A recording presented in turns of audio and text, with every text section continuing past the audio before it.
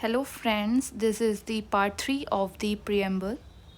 So, hello, friends. Today we will study some more important pointers related to preamble.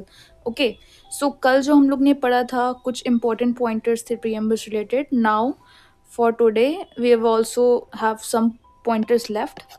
So, first point है कि constituent assembly के बारे में। ठीक है। अब कॉन्स्टिट्यूएंट असेंबली क्या थी? वो एक बॉडी थी जो कि हमारे कॉन्स्टिट्यूशन को बनाई थी। ठीक है। The constitution of India was framed bye constituent assembly. Okay, it's very important. ठीक है। और सबसे इंपॉर्टेंट बात, ये जो कॉन्स्टिट्यूएंट असेंबली थी, ठीक है, ये एक रिप्रेजेंटेटिव बॉडी थी जो कि ड्राफ्ट किया है, उसने अडॉप्ट किया है and constitutions for independent India. Okay, तो कॉन्स्टिट्यूएंट असेंबली का मेन वर्क क्या था कि उसको कॉन्स्टिट्यूशन ड्राफ्ट करना था और उसको अडॉप्ट करना था। नाउ, जो कॉन्स्टिट्यूएंट असेंबली के जो मेंबर्स थे वो क्या थे? वो इनडायरेक्टली इलेक्टेड थे। किसके थ्रू? बाय प्रोविंशियल लेजिस्लेटिव असेंबलीज के थ्रू। ठीक है। जो हमारी जो प्रोविंशियल लेजिस्लेटिव असेंबली थी, उसके जो मेंबर्स थे उन्होंने इनडायरेक्टली इलेक्ट किया था हमारे कॉन्स्टिट्यूएंट असेंबली के मेंबर्स को। ओके, सो ये इट्स वेरी इंपॉर्टेंट ये जानना है कि ये इनडायरेक्टली इलेक्टेड थे, ये डायरेक्टली इलेक्टेड नहीं थे। इनको लोगों ने यूनिवर्सल एडल्ट फ्रेंचाइजी से नहीं इलेक्ट किया था। इनका इलेक्शन क्या होता है? इनडायरेक्टली इलेक्शन हुआ था। ठीक है। तो इसके लिए कुछ कंट्रोवर्सीज भी जाती है, बट हम उसके अंदर नहीं जाएंगे डीपली। बट आप ये समझिए कि ये इनडायरेक्टली इलेक्टेड थे। नाउ, कॉन्स्टिट्यूएंट असेंबली का मेजर दो फंक्शंस था। ठीक है। पहला फंक्शन क्या था? इज कॉन्स्टिट्यूशन मेकिंग बॉडी थी। ठीक है, कि कॉन्स्टिट्यूशन का draft, adopt and for independent India. ठीक है। दूसरा इसका सबसे इंपॉर्टेंट काम क्या था? वो वर्क करी थी as a legislative body. Okay, क्योंकि उस टाइम जब तक हमारा कॉन्स्टिट्यूशन ही नहीं बन के तैयार हुआ था, तब तक उस इंडिया को गवर्न करने के लिए लोग चाहिए कि नहीं? तो वो क्या था, मतलब कॉन्स्टिट्यूएंट असेंबली ही हमारी पार्लियामेंट की तरीके का काम भी कर रही थी। ठीक है। कॉन्स्टिट्यूशन तो बना रही थी और हमारी लेजिस्लेटिव का भी रोल कॉन्स्टिट्यूएंट असेंबली ही कर रही थी। कब तक? जब तक हमारा फर्स्ट जनरल इलेक्शन नहीं हुआ। ठीक है। और ये अब किसी के तहत ये काम करेगी, पार्लियामेंट किसी लॉ के अंडर ही काम करेगी। तो वो लॉ कौन सा था? Government of India act of 1935। Okay, जो कि मेजर चंक हमारा जो कॉन्स्टिट्यूशन है वो गवर्नमेंट ऑफ इंडिया एक्ट 1935 से ही लिया गया है। ठीक है। तो जब तक हमारा कॉन्स्टिट्यूशन बन के तैयार नहीं हुआ था, तब तक हमारी जो कॉन्स्टिट्यूएंट असेंबली थी वो एज अ लेजिस्लेटिव बॉडी काम कर रही थी, under which act? Under the rules and regulations written in the Government of India Act 1935। Now will move to the next point which is drafting committee. ये बहुत important point है, क्योंकि drafting committee ही ऐसी committee थी जिसमें जो constitution का जो बेसिक जो कॉन्स्टिट्यूशन जो ड्राफ्ट हुआ था वो हमारी ड्राफ्टिंग कमेटी का काम था। ठीक है। अब सबसे इम्पोर्टेंट, ये तो आप लोग को पहले से भी पता होगी कि जो बी आर अम्बेडकर थे, डॉक्टर बी आर अम्बेडकर, वो क्या थे? वो चेयरमैन थे वो ड्राफ्टिंग कमेटी के। ओके, और ड्राफ्टिंग कमेटी कब फॉर्म हुई थी? 29 ऑफ अगस्त 1947 में। ठीक है। इसका एक इम्पॉर्टेंट पॉइंटर्स ये भी है कि he was not only just a member, वो सिर्फ मेंबर नहीं थे, वो ड्राफ्टिंग कमेटी के क्या थे? चेयरमैन थे। और ड्राफ्टिंग कमेटी हमारी बहुत मोस्ट इम्पॉर्टेंट ड्राफ्ट कमेटी कहेंगे। ठीक है।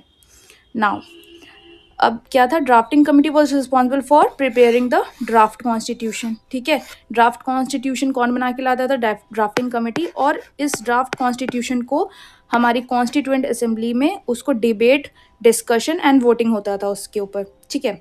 Now next, the third point is very important कि अब कॉन्स्टिट्यूएंट असेंबली भी बन गई, ड्राफ्टिंग कमेटी भी बन गई। अब उसकी फर्स्ट मीटिंग कब हुई थी? ठीक है। तो फर्स्ट मीटिंग कब हुई थी वो बहुत इंपॉर्टेंट है, जो कि था 9 दिसंबर 1946।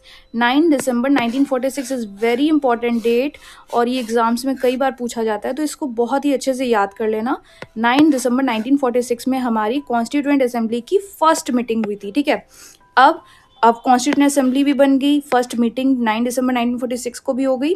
नाउ, उसको प्रिसाइड कौन करेगा? ठीक है। उसके जो चेयरमैन होंगे वो कौन प्रिसाइड करेगा? तो वो कौन थे? टेम्परेरी प्रेसिडेंट जो थे वो कौन थे?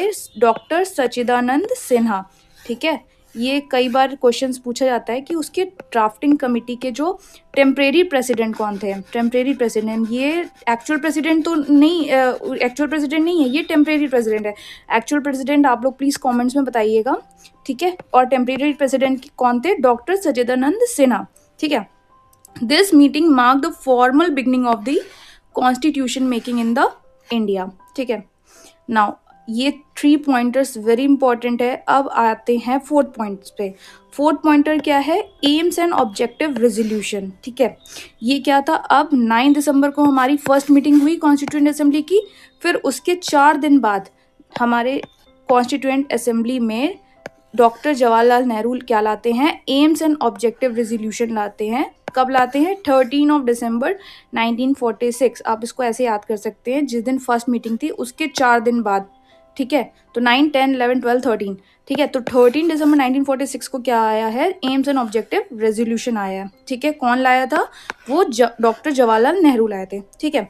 Now this resolution laid down the basic philosophy and ideals of the Indian constitution, ठीक है। ये एक बहुत ही इंपॉर्टेंट चीज़ था एम्स एंड ऑब्जेक्टिव रेजोल्यूशन। क्यों? क्योंकि ये क्या करता है, हमारे जो कॉन्स्टिट्यूशन है उसका बेसिक फिलॉसफी इसी पर डिपेंड है, ठीक है। ये क्या एम्फसाइज करता है? Sovereignty of the people, justice, liberty, equality, fundamental right, unity and integrity of the India, ठीक है। तो ये सारी वर्ड्स हम लोग ने एक जगह और पढ़ा है। कहाँ पे पढ़ा है? हमारे जो प्रीएम्बल, ठीक है, जो फर्स्ट लेक्चर, जो फर्स्ट पार्ट था प्रीएम्बल का, उसमें हम लोग ने ये सारी चीज़ें वर्ड देखी हैं। सोवरेनिटी, सोवरेनिटी, हमको ये बताइए S3DR का मतलब क्या है, ठीक है। S3DR का मतलब क्या था? Sovereign, socialist, secular, democratic Republic. ये क्या रिप्रेजेंट करता है? हमारे पार्लियामेंट को रिप्रेजेंट करता है। And justice, liberty, equality and fraternity क्या रिप्रेजेंट करता है? ये हमारे पीपल को रिप्रेजेंट करता है, ठीक है, क्योंकि ये सारी चीज़ें हमारी पीपल को मिली हुई है, ठीक है। Fundamental right, unity and integrity of India, ठीक है। Now the ideals of the resolution was later incorporated in the preamble of the constitution, ठीक है। हमारा जब कॉन्स्टिट्यूशन बन के तैयार हो गया तो सबसे लास्ट में B.R. अम्बेडकर ने क्या किया था? जवाहरलाल नेहरू के एम्स एंड ऑब्जेक्टिव रेजोल्यूशन को ही कन्वर्ट कर दिया था प्रीएम्बल में, ठीक है। इसीलिए प्रीएम्बल सबसे लास्ट में ऐड हुआ था जब हमारा कॉन्स्टिट्यूशन बन के तैयार हुआ था। अब हमारा कॉन्स्टिट्यूशन बन के कब तैयार हुआ था? 26 नवंबर 1949, ठीक है। बट एक बहुत इंपॉर्टेंट चीज़, 26 नवंबर 1949 को तो हमारा कॉन्स्टिट्यूशन बन के तैयार हो गया था, बट उस दिन हम लोग क्यों कॉन्स्टिट्यूशन रिपब्लिक डे क्यों नहीं सेलिब्रेट करते? तो इसका एक बहुत ही मेजर रीज़न है, वो हम इस नेक्स्ट लेक्चर में कंप्लीट करेंगे। हम लोग क्या अपनाते हैं? हम लोग अपना रिपब्लिक डे क्या मनाते हैं? 26 जनवरी 1950 में मनाते हैं, ठीक है, बिकॉज ये बहुत ही इम्पॉर्टेंट डेट है। अब इस इम्पॉर्टेंट डेट की सिग्निफिकेंस को हम लोग नेक्स्ट लेक्चर में कंप्लीट करेंगे। Thank you guys, please do like, share and subscribe.